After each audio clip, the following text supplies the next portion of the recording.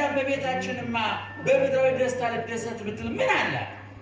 ደሃ ናት፣ በበረት ነው የወለደችው፣ በቆሻሻ ቦታ በጨርቅ ነው የተጠለለችው፣ ስደተኛ ናት፣ ረሃብተኛ ናት። ልጇ ሲነግስ ሳይሆን እኮ ሲሰቀል ሲቸነከር ነው ያየችው፣ ሲገረም ነው ያየችው። ሐሞት ቆምጣጤ ሲጠጣ ነው ተጠማው እያለ እጁ እግሩ ላይ ችንካር ነው ያየችው፣ ጀርባው ላይ ጅራፍ ነው ያየችው፣ እፊቱ ላይ ጥፊ ነው ያየችው፣ ራሱ ላይ የሸዋት ነው ያየችው፣ አፉ ላይ ሐሞት ቆምጣጤ ነው ያየችው፣ ጎኑ ላይ ጦር ነው ያየችው። ምን የሚያስደስት ነገር ነበር? እንደ ሰውኛው ቢሆን የእኛ ደስታ የሚቀዳው ከቁስል እንጂ ከጭፈራ አይደለም፣ ከመስቀል እንጂ ከክላሽ አይደለም፣ ከሆቴል አይደለም፣ ከመዝናኛ ቦታ አይደለም፣ ከሪዞርት አይደለም፣ ከቢሽዳር አይደለም፣ ከምንይዘው ውድ ሞባይል አይደለም። የእኛ ደስታ የተቀዳው ሐሞት ቆምጣጤ ከጠጣው መራራ ከጠጣው ከክርስቶስ አንደበት ነው የእኛ ደስታ የወጣው። ከቁስሉ ከችንካሩ ደስታችን የወጣው። ደስ ይበላችሁ አለ ቅዱስ ጳውሎስ። ደግሜ ነው ደስ ይበላችሁ። ጆሮአችሁን ይክፈት፣ አንደበታችንን ይፍታ።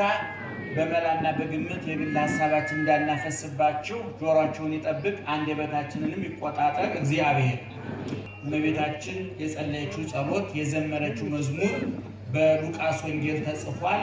ከዛ መነሻዋ ሐሳብ የዛሬ ምሽት የትምህርታችን መሪ ርዕስ ናት ማለት ነው። የምንማረው ስለ ሐሴት ነው። ስለምንድን ነው? አቤት ሐሴት፣ ስለ ደስታ ነው የምንማረው። ይሄ በእመቤታችን ንግግር ውስጥ ያገኘ ነው። ነፍሴ እግዚአብሔርን ታከብረዋለች፣ መንፈሴም በአምላኬና በመድኃኒቴ ምን ታደርጋለች? ሐሴት ታደርጋለች። ሰውነቴ እግዚአብሔርን ታከብረዋለች፣ መንፈሴም በአምላኬና በመድኃኒቴ ሐሴት ታደርጋለች። ተአብዮ ነፍሴ ለእግዚአብሔር ወተትሐሰይ መንፈሴ በአምላኬ ወመድኃኔ። ይሄ በሉቃስ ወንጌል የተጻፈ ነው። እንደሚታወቀው ከአራቱ ወንጌላውያን ወይም ደግሞ ከስምንቱ የአዲስ ኪዳን ጸሐፊዎች መካከል ስለ ድንግል ማርያም ትንሽ በተን ያለ የተብራራ የተረዳ ሐሳብ ጽፏል የሚባለው ሉቃስ ነው። ሉቃስ ከ72ቱ አርድእት አንዱ ነው። ከአዲስ ኪዳን መጻሕፍት መካከል ሁለት መጻሕፍት ጽፏል። በጥቅሉ የአዲስ ኪዳን መጻሕፍት 27 ናቸው። ከ27ቱ ሁለቱ የሉቃስ ጽሑፎች ናቸው። አንደኛው ወንጌል ነው፣ 24 ምዕራፍ አለው። ሁለተኛው ግብረ ሐዋርያት ወይም የሐዋርያት ሥራ የምንለው ደግሞ 28 ምዕራፍ አለው። 28 ምዕራፉ የሐዋርያት ሥራ የምንለው የግብረ ሐዋርያት ወይም ደግሞ የሐዋርያትን ውሎ የዘገበበት ነው። በተለይ ከምዕራፍ 1 እስከ 9 የሁሉም ሐዋርያት፣ ከ9 በኋላ እስከ 28 ደግሞ የቅዱስ ጳውሎስን ውሎና ዳር ትምህርቱ፣ ተአምራቱ ተጽፏል። ዛሬ ሰዎች የየቀኑ ውሏቸው ማስታወሻ እንደሚይዙት ሁሉ ምናልባት የኛ ማስታወሻ እዚህ ቦታ በላው፣ እዚህ ቦታ ጠጣው፣ እዚህ ቦታ ተናጋር ውዬ ነበር የሚል እንኳን ለሌላው ሊተላለፍ ለጸሐፊው እንኳን የረባ ትዝታ የሌለው የማይረባ ማስታወሻ ነው። የእነ ቅዱስ ጳውሎስ ግን የዋሉበት ያደሩበት የገቡበት ቤት ሁሉ ተጽፏል። የእነ ልድያ ቤት ተጽፏል። የእስረኛው ቤት ተጽፏል። ብዙ ነገሮች ተጽፏል። ይሄ የሉቃስ ወንጌል የሉቃስ ጽሑፍ ነው። ሁለት ጽሑፎች የቅዱስ ሉቃስ ናቸው ከአዲስ ኪዳን ውስጥ ማለት ነው። እና ከነዛ ውስጥ ደግሞ በጎላ በተረዳ ትንሽ ፈታ ባለ መንገድ የጻፈው ቅዱስ ሉቃስ። በነገራችን ላይ ሐዲስ ኪዳን ሁልጊዜ እላለሁኝ እኔ ሐዲስ ኪዳን የትንታኔ መጽሐፍ አይደለም፣ የማብራሪያ መጽሐፍ አይደለም። ጥቅል ሐሳብ ያለበት ሊበተን ሊመሰጠን ሊተነተን የሚችል ብዙ ሐሳብ አጭቆ የያዘ ሐሳብ ነው። ምክንያቱም ወንጌላውያን ወይም የሐዲስ ኪዳን 8ቱ ጸሐፊዎች፣ ሐዲስ ኪዳን 27 ነው፣ ጸሐፊዎቹ 8 ናቸው። አራቱ ወንጌላውያን ያዕቆብ፣ ጴጥሮስ፣ ይሁዳና ያዕቆብ፣ ጴጥሮስ፣ ይሁዳ፣ እነዚህ ሉቃስ 8ቱ ጸሐፊዎች ናቸው ሐዲስ ኪዳኑን የጻፉት። እና ሐዲስ ኪዳኑ በተለይ ወንጌላት የኢየሱስ ክርስቶስን የሕይወት ታሪክ የያዙ ናቸው። በሶስት መንገድ፣ አንደኛ ያስተማረውን ትምህርት፣ ሁለተኛ ያደረጋቸውን ድንቅ ተአምራት፣ በሶስተኛ ደረጃ የሰራውን በጎ ስራና ትሩፋት ጽፈዋል። እንደምታውቁት ኢየሱስ ክርስቶስ 3 ዓመት ከ3 ወር ሲያስተምር በአንድ በኩል ትምህርት ያስተምራል፣ በሌላ በኩል ተአምር ያደርጋል፣ በሶስተኛ ደረጃ በጎ ስራ ይሰራል። ይሄ በሰርግ ቤት አይተነዋል። በማህበራዊ ጉዳዮች ላይ እኛ የምንገኝባቸው ማህበራዊ ጉዳዮች አሉ አይደለም?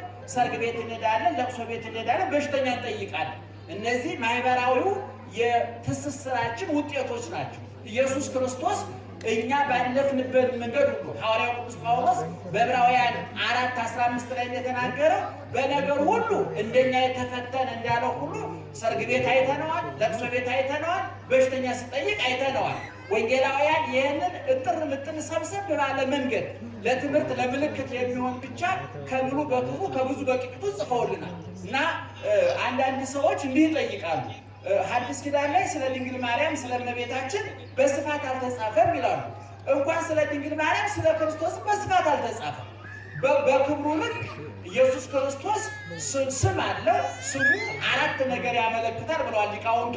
የባህሪውን ርቀት፣ የክብሩን ጥልቀት፣ የፍቅሩን ጥልቀት፣ የክብሩን ምጥቀት፣ የሥራውን አይነተ ብዙነት ያመለክታል ብለዋል። በዚህ ልክ ወንጌላውያን አልጻፉልንም። ምክንያቱም የሐዲስ ኪዳን ዓላማ የመጽሐፍ ቅዱስ ዓላማ ሰዎችን አዋቂ ማድረግ አይደለም። ደህና መሻችሁ? እየሰማችሁ ነው? አልሰማችሁኝም? ሰምታችሁኛል? የመጽሐፍ ቅዱስ ዓላማ ሰዎችን አዋቂ ማድረግ አይደለም። እንዲያውም ወንጌላዊ ምን ይላል? ይሄን ሁሉ ጻፍንላችሁ ይልና ዮሐንስ አምናችሁ ሕይወት ታገኙ ዘንድ ነው የሚለው። የኔ ጻፍንላችሁ አምናችሁ ምን ታገኙ ዘንድ? ሕይወት ታገኙ ዘንድ። ኢየሱስ ክርስቶስ ያስተማረው ሰዎችን አዋቂ ለማድረግ አይደለም። ሐዋርያት ያስተማሩ ሰዎችን አዋቂ ለማድረግ ክርስቲያን ለማድረግ ነው፣ አማኝ ለማድረግ ነው።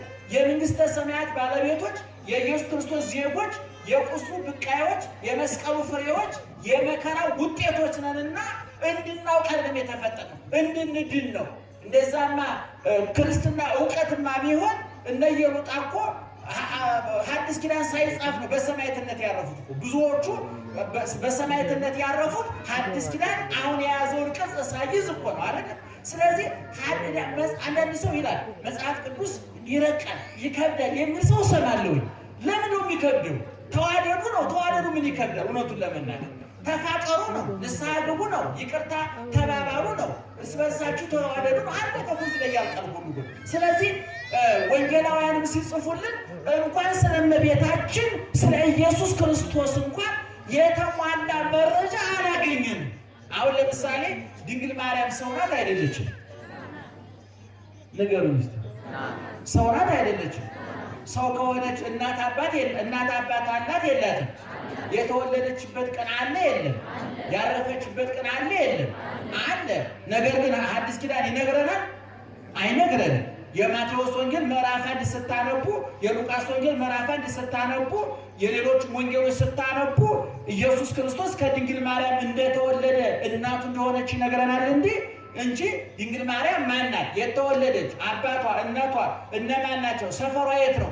እንኳን እግዚአብሔርን የወለደች ድንግል ማርያም አይደለም ዛሬ ትንሽ ካሴት ታወጣን ብለው ፊልም ሰራን ብለው እኮ የህይወት ታሪካቸውን ይጽፋሉ።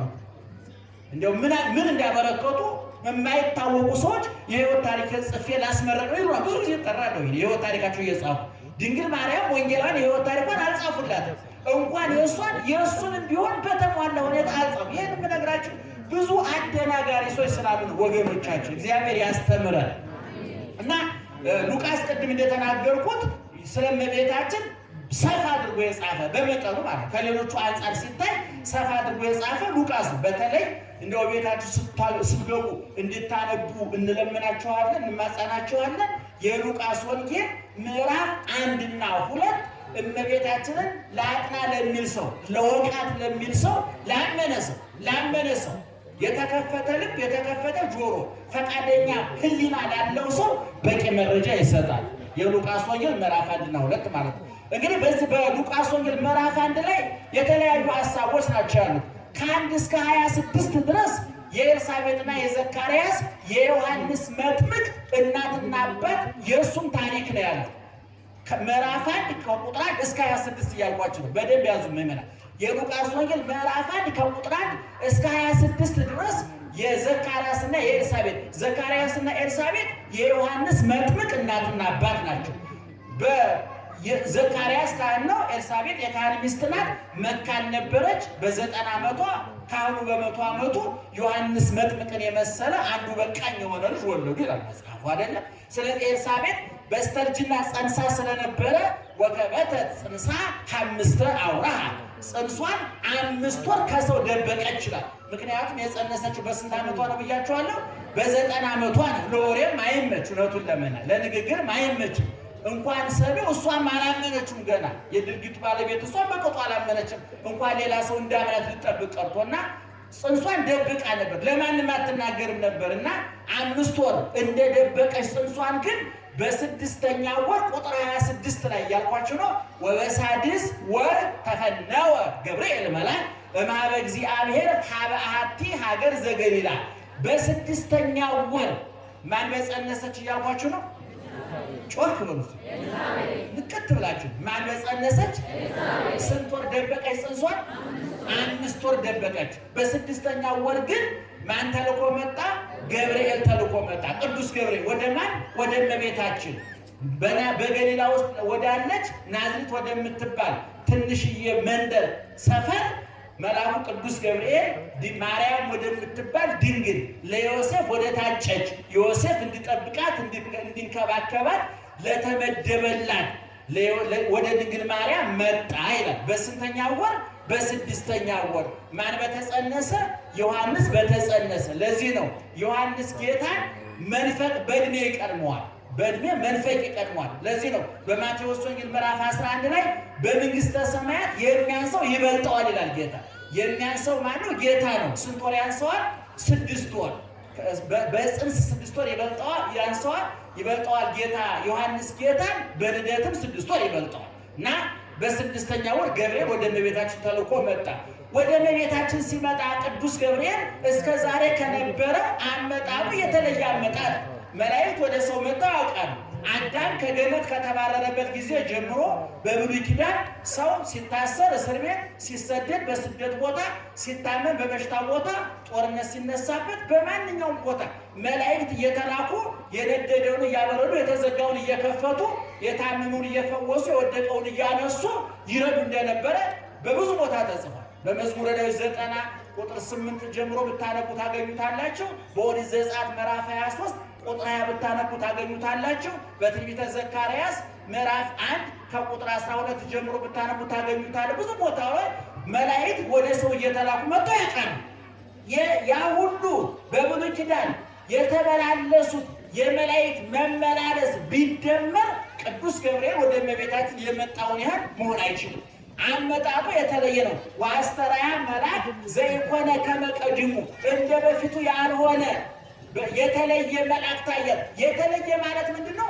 አመጣጡ ማለት ነው። ወደ ዘካርያስ ሲመጣ ዘካርያስን አይታችሁታል። ዘካርያስ ትወልዳለህ ሲለው ኧረ እባክህ ሚስቴ ወለሚስቴ ያደግ ሙቀት ልምላሜ ተለይቷታል። የሴቶች ልማድ ከቆመ ስንት ዓመት አልፎታል? 90 ዓመቷ ነው። እኔም አርጅቻለሁ፣ እንዴት ነው የምትወልደው ብሎ ተከራክሮ ነበር አይደለም? ታስታውሱ የለ? በኋላ መልአኩ ምንድን ነው ያለው? እኔ ከእግዚአብሔር ዘንድ ተልኬ በእግዚአብሔር ፊት የምቆመው ገብርኤል ነኝ። ተልኬ ነው የመጣሁት። የነገርኩን ማመን ነበረብህ። ስለተጠራጠርክ ልጁ እስኪወለድ ድረስ 9 ወር ከ5 ቀን ኩን በሃመ ወሰአ ነቢበ፣ አንደበት ይዘጋ መናገር ይሳን ብሎታል። ማን ነው ያለው? አቤት ማን ያለው? ማንን? አቤት ጮክ በሉ። ዘካርያስን። ከዛ አሁን የመጣበት ግን እንዲህ እንደ ልቡ የሚሆንበት አይደለም። ምክንያቱም የጌቶቹ ጌታ የነገስታቱ ንጉሥ የምድር የሰማይ ባለቤት ገረዱ አገልጋዩ አይደለችም፣ እናቱ ናት። በእናትነት ላይ ግርድናን አገልጋይነትን በድንግልና ላይ እናትነትን ደርባለች። እመቤታችን ተቃራኒ ነገሮችን አስማምታ ተገኝታለች ብለዋል አባቶቻችን። ድንግልና ከእናትነት እሳትና ጭድ ነበረ፣ እሷ አስማማችሁ። አንዲት ሴት መውለድ ከፈለገች ድንግልናዋን ታጣለች፣ መውለድ ከፈለገች ድንግልናዋን ታጣለች፣ ድንግልናዋን ከፈለገች ደግሞ መውለድ አትችልም አይደለም። እመቤታችን ግን እነዚህ መስተጻረራን እሳትና ጭድ የሆኑትን በአንድ ሴት ላይ ሊገኙ የማይችሉትን የአንዱ መኖር አንዱን የሚያጠፋውን ሁለቱን እሳትና ጭድ እሳትና ውሃ አጥፊና ጠፊ የሆኑትን እናትነትና ድንግልና ምን አድርጋ ተገኘች? አስማምታ ተገኘች። ደስ አይልም? ምዕመናን እንኳን እናታችን ሆነች። እውነቱን ለመናገር እንኳን ስሟ እንድንጠራ ፈቀደልን፣ እንኳን ክብሯ እንድናውጅ ፈቀደልን። በእውነት እንደ በቆሸሸ በረከሰ በሐሜት በቂም በበቀል በረከሰ በቆሸሸ አንደበታችሁ የእናቴን ስም አትጥሩ ሳይል ፈቅዶ እኔ ሁል ጊዜ አደንቃለሁ። ምእመናን እመብርሃንን ነው የምላችሁ። እኔ ጠዋት ተነስቼ ውዳሴ ማርያም ስደግም አንዱ ትዝብቴ ምን እንደው ታውቃላችሁ? ጌታ ሆይ አዳሬን ታውቀዋለህ፣ ውሎዬን ታውቀዋለህ። አንደበቴ ሐሜተኛ ነው።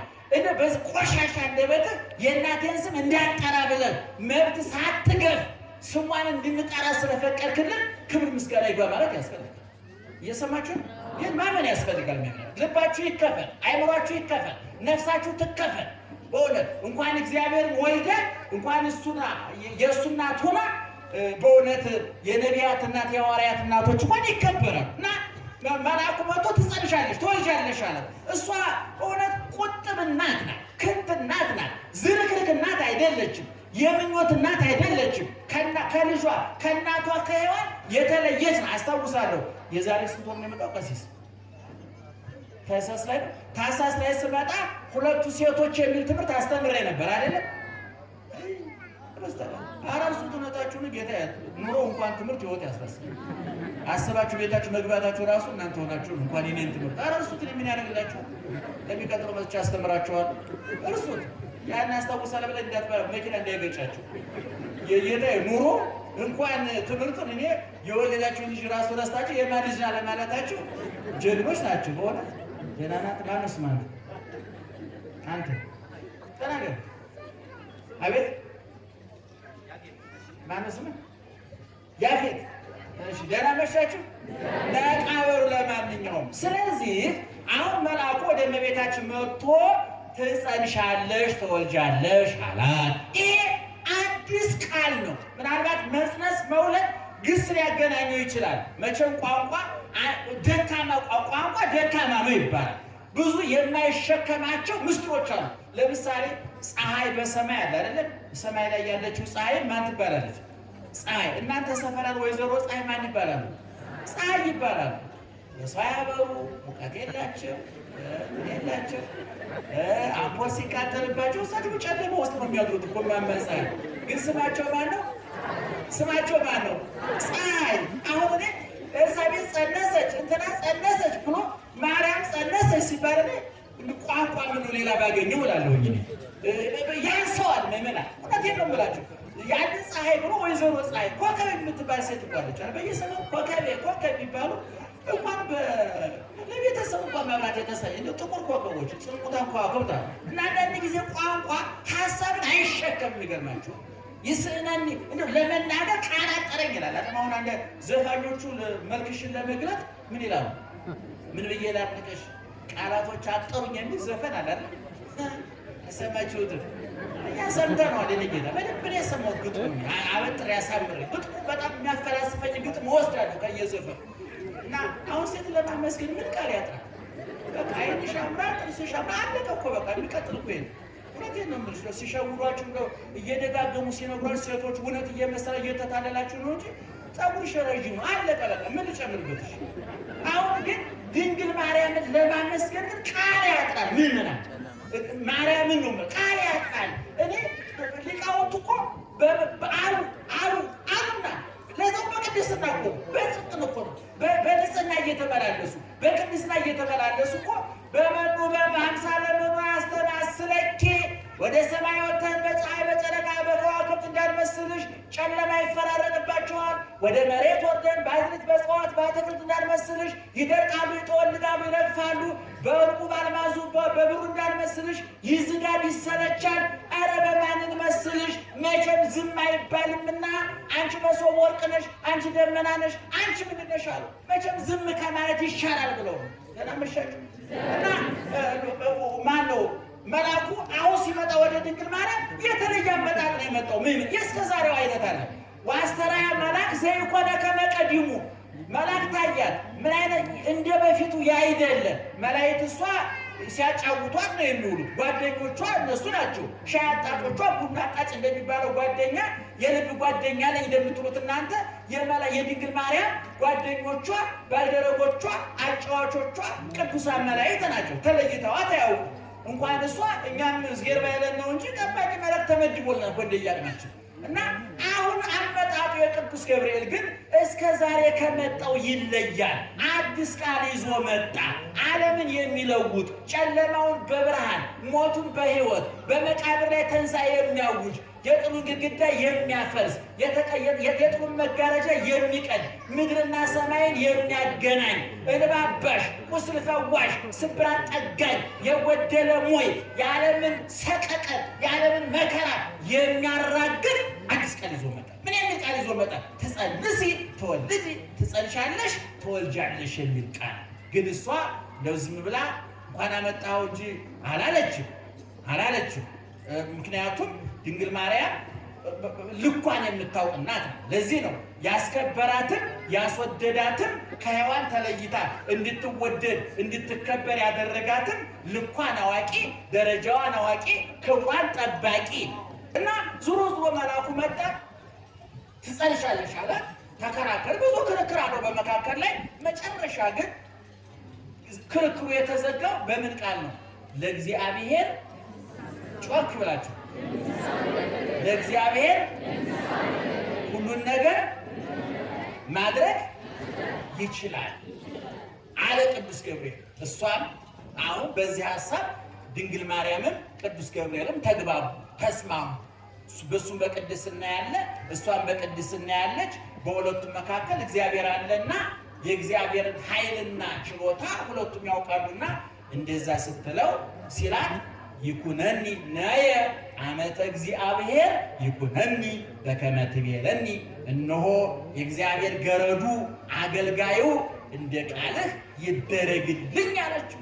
ይህን ጊዜ መጋቢት 29 ቀን እሁድ በ3 ሰዓት አካላዊ ቃል፣ ረቂቅ ቃል፣ ዘላለማዊ ቃል፣ ሰማያዊ ቃል፣ የማይወሰን ቃል፣ ቅድመ ዓለም የነበረ ማዕከል ዓለም ያለ ዓለምን አሳልፎ የሚኖር የማይራብ የማይጠማ የማይደክም የማይተኛ የማያንቀላፋ ሳይታይ የሚያይ ሳይወሰን የሚወስን ዘላለማዊ ቃል በድንግል ማርያም ማኅፀን የዕለት ጽንስ ሆኖ ተቀረጸ። ከዛ ቀን ጀምሮ ተቆጥሮ 9 ወር ከ5 ቀን ሲሞላ ታኅሳስ 29 ማክሰኞ 10 ሰዓት ተወለደ ይላሉ ሊቃውንት። እና እንግዲህ ድንግል ማርያም ቅድም እንደነገርኳችሁ ይሄ ከተደረገላት በኋላ ወደ ኤልሳቤጥ ሄደች። ኤልሳቤጥም የተናገረች ሰምታችኋል። ወደ ዝርዝር ጉዳይ አልገባም። ወዲያው እመቤታችን ዘመረች፣ አመሰገነች፣ ተናገረች። ንግግሯ ጸሎተ እግዝእትነ ማርያም ድንግል ወላዲተ አምላክ ተአብዮ ነፍስየ ለእግዚአብሔር እያል ሁልጊዜ በጸሎታችን አካተነዋል አይደለም። እኔ የእኛ አባቶች የዘወትር ጸሎት ብለው እንደው የዘወትር ጸሎት ብለው አትገጼ ብለን ጀምረን በስመ አብ ነአኩተከ አቡነ ዘበሰማያት ጸሎተ ሃይማኖት ቅዱስ ቅዱስ እሰግድ ስብሐት ሰላም ለኪ ጸሎተ እግዝእትነ ማርያም ብለው ጸሎት ሰርተውልናል አይደለም። ከብሉይ ከሐዲስ አውጣተው እጥር ምጥን ያለ በቦታ በጊዜ በሁኔታ የማይሰለች አቅማችን ያመጣጠነ ጥያቄያችን የመለሰ ልባችን ሊያሳርፍ የሚችል ጸሎት ሰርተውልናል። አባቶቻችንም በረከታቸው ይድረሰን እና ድንግል ማርያም በጸሎቷ ምን አለች? በሰውነቴ ነፍሴ ማንን ታከብረዋለች? እግዚአብሔርን ታከብረዋለች። ቀጥላ ያለችው ናት። እኔ እንድንማርባት ትንሽ ለ15 ደቂቃ እንድንናገር የምፈልገው መንፈሴም በሉ እስኪ መንፈሴም በአምላኬና በመድኃኒቴ ሐሴት ታደርጋለች። ሐሴት በግዕዝ ቋንቋ ደስታ በጣም ብዙ አይነት ነው። አንድ ቋንቋ የማጠናበት ቦታ አለ እና አንድ ወዳጄ ቋንቋው ሰውየው ሲነግረኝ እስኪ ስለ ደስታ አብራራልኝ ስለው ሃፒነስ እና ኢንጆይመንት ማለት ይለያያል። ይሄ በልቶ ጠጥቶ ሲንገላወድ ውሎ ደስ አለኝ የሚለው ኢንጆይመንት ይባላል። ሌላውን ሲረዳ ሲደግፍ ሲውል ደግሞ ሃፒነስ ይባላል። ኢንጆይመንት ማለት ፍስሐ ነው። ሃፒነስ ማለት ደግሞ ሐሴት ነው። ሐሴት ማለት ቋሚ ደስታ ነው። በመጽሐፍ ቅዱስ በነገራችን ላይ በመጽሐፍ ቅዱስ ያለው ደስታና እኛ የምናውቀው ደስታ ይለያያል። በመጽሐፍ ቅዱስ ያለው ጥጋብና እኛ የምናውቀው ጥጋብ ይለያያል። እግዚአብሔር ረሃብ የሚለውና እኛ ረሃብ የምንለው ይለያያል። እኛ ሞት የምንለውና መጽሐፍ ቅዱስ ሞት የምንለው ይለያያል። ስለዚህ እመቤታችን ምንድን ነው ያደረገችው? መንፈሴ በአምላኬና በመድኃኒት ምን ታደርጋለች? ሐሴት ታደርጋለች። እንደውም አሁን ሐሴት የሚል የሴቶች ስም እሰማለሁ። ሰምታችኋል? በጣም ደስ የሚለኝ ሐሴት በጣም ጥሩ ስም ነው። ፍስሐ እንኳን የተለመደ ነው፣ የወንድ ስም ነው። ለወንድም ለሴትም ይሆናል። በተለምዶ ፍስሐ ለሁለቱም ጾታ የሚሆን ነው። ጾታ የሌለው ነገር ለወንድም ለሴትም ይሆናል፣ ችግር የለበትም። ግን ዞሮ ዞሮ መንፈሴ በአምላኬና በመድኃኒት ምን ታደርጋለች? ሐሴት ታደርጋለች። እንግዲህ ሰዎች በብዙ ነገር ሊደሰቱ ይችላሉ። ወልደው በትዳር ይዘው ልጅ ሲስሙ፣ እርሻ አርሰው ዘር ሲቅሙ፣ መሬታቸው ምርታማ፣ ንግዳቸው ትርፋማ፣ ትምህርታቸው ውጤታማ ሲሆን፣ በየተሰማራንበት የሥራ መስክ ውጤት ስናገኝ ደስ አለኝ እንላለን አይደለም? በልተን ጠጥተን ደስ አለኝ እንላለን።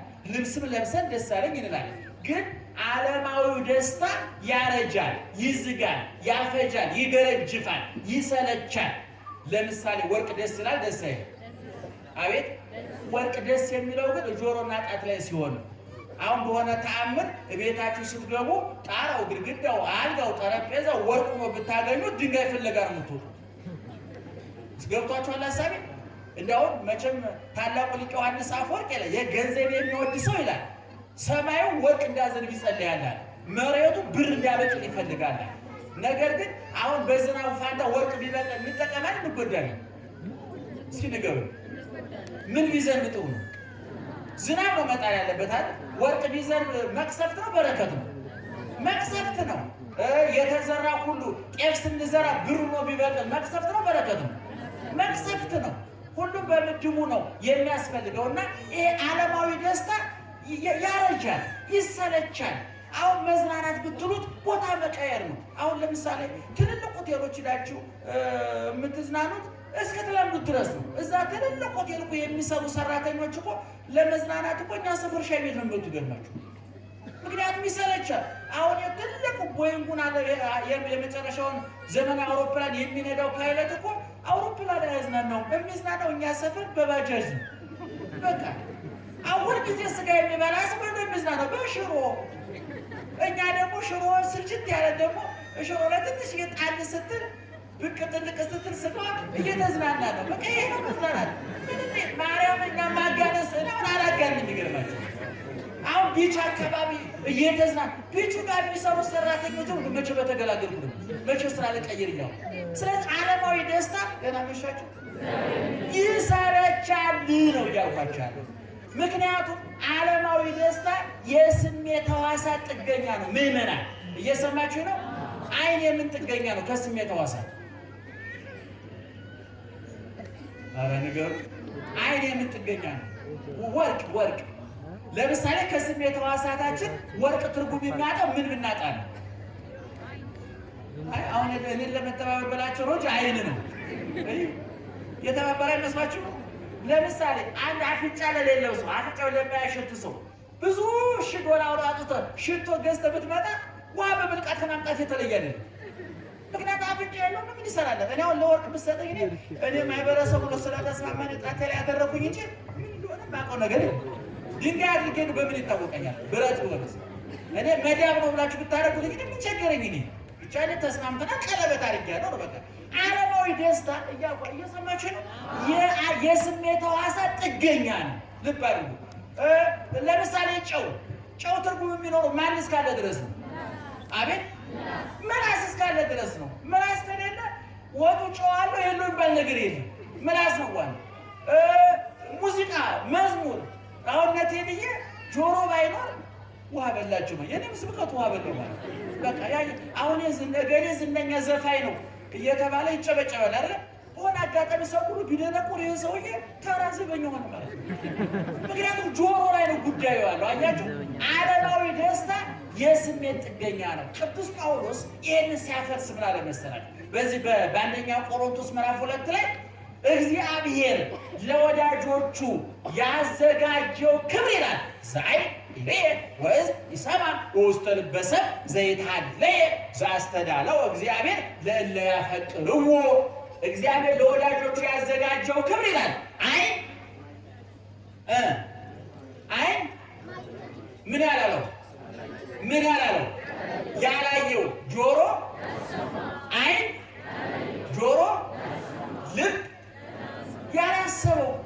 አሁን መንግስተ ሰማያትን እኛ አናብራራውም። ስትሄዱ ነው የምታውቁት። ይገርማቸዋል። ስትሄዱ እዛው ሲገባ ነው እንጂ ይህን ይመስላል። ምክንያቱም አሁን እናንተ ግንባር ላይ ያለው ዓይን እስከ መቃብር ነው የሚያገለግለው። ከዛ በኋላ እንደ አምፖል ተነቅሎ ይወርቃል። ይገርማቸዋል። ለዚህ ነው ብዙ አይነት ስውራን ተስፋ የማንቆርጠው።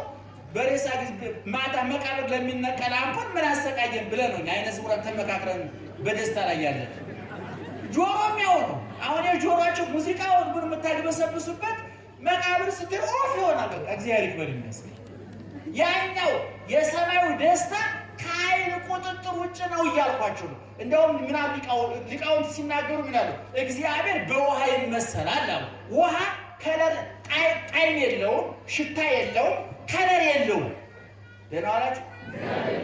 ውሃ ሽታ አለው። አንድ ሰው ሲጠፋ ምን ሆነ ነው ይባላል? የውሃ ሽታ ሆነ ይባላል። ጠፋ ማለት ነው። ውሃ ሽታ የለውም። በቆሻሻ ኩባያ በቆሻሻ ብርጭቆ እየቀዳል ብርጭቆ ሽታ እያጋባበት ነው እንጂ ንጹህ ትክክለኛ ውሃ ሽታ የለውም። ለዚህ ነው ውሃ የማይሰለቸው ሽታና ጣዕም ስለሌለው ነው ይላሉ አባቶቻቸው። እግዚአብሔር እንዳንሰለቸው ከለር የለውም፣ ሽታ የለውም፣ ጣዕም የለውም። ዛሬ ሐኪሞች ከሚመክሩት ምክር መካከል ከለር ያላቸው መጠጦች አትጠጡ ነው። ይሰለቻል። ውስኪ ይሰለቻል፣ ድራፍቱ ይሰለቻል፣ ለስላሳው አሁን ለስላሳውማ ሞቱን ይዞ መጣ። እኛ የዛሬ 25 ዓመት አዲስ አበባ ስንገባ 5 ጠርሙስ ሚሪንዳ ጠጥቻለሁ። እውነቴን እኮ 5 ጠርሙስ በቃ ከገጠር እንደመጣ ነው። ገና በቃ ብርቅ ነው ለኛ። ዛሬ ቢሆን አሞኝ ነበር። ይገርማል። ያን ጊዜ ግን መረጃ ስለሌለኝ እኔ ሁልጊዜ እናገራለሁ፣ ስለማይጠቅማችሁ ነገር መረጃ እየሰበሰበ በሽታ ላይ እንዳትወጡ። በሰላም የኖራችሁትን በሽታ ተሸክማችሁ መኖር ሲገባ መረጃ ሰብስባችሁ አሞታችሁ ታድራላችሁ። ይገርማችሁ። እና ያን ጊዜ እኛ ጠጥተን ነበር። እና ዞሮ እግዚአብሔር በምን ይመሰላል? አረ ንገሩኝ። በምን ይመሰላል? በውሃ። ውሃ ምን የለውም? ሽታ የለውም፣ ጣዕም የለውም፣ እንደገና ቀለም የለውም አይደለም። እግዚአብሔርም ይህን ይመስላል አይባል፣ አይሰለችም። እግዚአብሔር ማለዳ ምንድን ያለ መጽሐፋችን አዲስ ነው። በቃ ሁልጊዜ ውሃ አዲስ ነው። አሁን እስካሁን ድረስ መጠጡ ይሰለቻል። የፈለጋችሁት ውድ መጠጥ እንኳን ቢሆን ከአንድ ጊዜ ከሁለት ጊዜ አትደግሙትም። ጉበት ያፈርሳል፣ ኩላሊት ያበላሻል፣ ሰውነት ያሸታል፣ ያከረፋል። ሁልጊዜ የሚጠጡ ሰዎች እኮ ምክትል ጀሪካን በሏቸው፣ ምክትል ጋን በሏቸው። እውነቴን የምትጠጡ ሰዎች ካላችሁ ከጠርሙሱ ጋር ይሸታል፣ ይከረፋል። አሁን የጠላ ጋር ቢታጠብ ሽታው አይለቅም።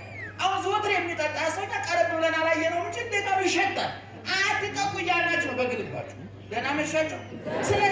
ስለዚህ አሁን እመቤታችን መንፈሴ በማን ትደሰታለች አለች? በአምላኬና በመድኃኒቴ ምን ታደርጋለች? ሐሴት ታደርግ። ይሄ የነፍስ ሐሴት ነው፣ የማይለካ የማይመጠን። እንግዳ በቤታችንማ በምድራዊ ደስታ ልደሰት ብትል ምን አላት? ድሃ ናት፣ በበረት ነው የወለደችው፣ በቆሻሻ ቦታ በጨርቅ ነው የተጠለለችው፣ ስደተኛ ናት፣ ረሃብተኛ ናት። ልጇ ሲነግስ ሳይሆን እኮ ሲሰቀል ሲቸነከር ነው ያየችው፣ ሲገረፍ ነው ያየችው። ሐሞት ቆምጣጤ ሲጠጣ ነው ተጠማው እያለ እጁ እግሩ ላይ ችንካር ነው ያየችው፣ ጀርባው ላይ ጅራፍ ነው ያየችው፣ እፊቱ ላይ ጥፊ ነው ያየችው፣ ራሱ ላይ የሸዋግ ነው ያየችው፣ አፉ ላይ ሐሞት ቆምጣጤ ነው ያየችው፣ ጎኑ ላይ ጦር ነው ያየችው። ምን የሚያስደስት ነገር ነበር? እንደ ሰውኛው ቢሆን ምን የሚያስደስት ግን እሷ ግን ምን አለች? የኔ እናት የእናንተ እናት እምነ እመኩልነ እምነ እምክሙ እናታችን ምን አለች? መንፈሴ በአምላኬና በመድኃኒቴ ሐሴት ታደርጋል። ይሄ የክርስቲያን ደስታ ነው። መጽሐፍ ቅዱስ ስለዚህ ደስታ ብዙ ነገር ተናግሯል። ለምሳሌ በመዝሙረ ዳዊት 94 ላይ ኑ በእግዚአብሔር ደስ ይበለን፣ ወደ እግዚአብሔር ቤት እንድባብን ጊዜ ደስ አለኝ። ነቢዩ ዕንባቆም ደግሞ በምዕራፍ 3 ቁጥር 17 ላይ ወይን ባያፈራ በለስ ባያፈራ ወይራው ባያፈራ እርሻው ሰብል አዝመራ ባይሰጥ በጎች ፍየሎች ከጎረኖ ቢጠፉ ላሞች በሬዎች ከበረት ቢጠፉ እኔ ግን በአምላኬና በመድኃኒቴ ምን አደርጋለሁ? ሐሴት አደርጋለሁ። ቅዱስ ጳውሎስ ደግሞ እስር ቤት ሆኖ በጻፈው ደብዳቤ ምን አለ? በጌታ ደስ ይበላችሁ። ደግሜ እላለሁ በማን ደስ ይበላችሁ? በጌታ ደስ። ከእስር ቤት የተጻፈ ደብዳቤ ነው እና ከእስር ቤት ደብዳቤ ቢጽፍ አንድ ሰው ቁንጫው ሰለቸኝ፣ ተስፋ ቆረኩኝ፣ ለመሆኑ ከተማው ሰላም ነው ወይ? ምን ተፈጠረ? ብሶት ይበዛል። ቅዱስ ጳውሎስ ግን ደስ ይበላችሁ ደግሜ እላለሁ በማን ደስ ይበላችሁ? በጌታ ደስ ይበላችሁ። ስለዚህ ክርስቲያኖች የእኛ ደስታ የሚቀዳው ከቁስል እንጂ ከጭፈራ አይደለም፣ ከመስቀል እንጂ ከክላሽ አይደለም፣ ከሆቴል አይደለም፣ ከመዝናኛ ቦታ አይደለም፣ ከሪዞርት አይደለም፣ ከቢሽዳር አይደለም፣ ከምንይዘው ውድ ሞባይል አይደለም። የእኛ ደስታ የተቀዳው ሐሞት ኮምጣጤ ከጠጣው መራራ ከጠጣው ከክርስቶስ አንደበት ነው የእኛ ደስታ የወጣው። ከቁስሉ ከችንካሩ ደስታችን የወጣው። ደስ ይበላችሁ አለ ቅዱስ ጳውሎስ። ደግሜ እላለሁ ደስ ይበላችሁ። በሉቃስ ወንጌል ምዕራፍ 15 ቁጥር 7 ላይ ደግሞ አንድ ኃጢአተኛ ንስሐ ሲገባ በሰማይ መላእክት ዘንድ ምን ይደረጋል አለ? ደስታ ይደረጋል። ምን? ኃጢአተኛው ከተመለሰ፣ የረከሰው ሲቀደስ፣ የቆሸሸው ሲታጠብ፣ የጠፋው ሲመለስ፣ የወደቀው ሲነሳ፣ የከሰረው ሲያተርፍ፣ የጠፋው ሲገኝ ደስታ ይደረጋል። ሰዎች ንስሐ ሲገቡ ስጋ ወደሙ ሲቀበሉ ከክርስቶስ ጋር ሲጣበቁ ያለኝ ይበቃኛል ብለው የረካ ትዳር፣ የረካ ንግድ፣ ያረፈ ፖለቲካ፣ የሰከነ ኢኮኖሚ ሲኖራቸው ያን ጊዜ ነፍስ ደስ ይላታል፣ እግዚአብሔር ያውቃል እንላለን ማለት ነው። ኢዮብ ያን ሁሉ መከራ ያለፈው እግዚአብሔር ይመስገን በማለት ነው። አብርሃም ያን ሁሉ መከራ ያለፈው እግዚአብሔር ያውቃል በማለት ነው። እግዚአብሔር ይዘንል፣ እግዚአብሔር ይወቅልን።